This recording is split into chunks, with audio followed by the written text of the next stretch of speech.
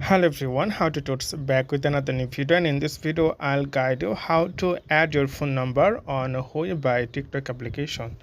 So first of all you need to go your Hui application. So you can see it's a Hui.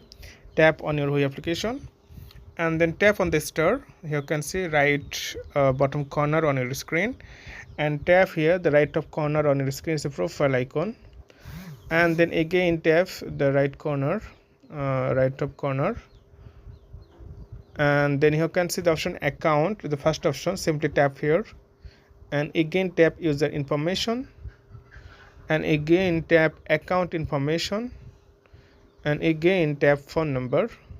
Then you have to give your phone number here.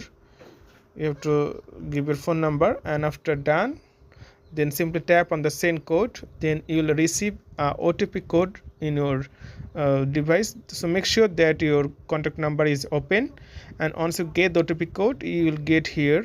For example, if I click the send code, so it's not a correct phone number, like okay, and just give session expired, they said, and after that you will get the OTP code and you have to give here OTP code. This way you can verify your phone number or add your phone number. So okay friend, today is Noma, and see you in the next video.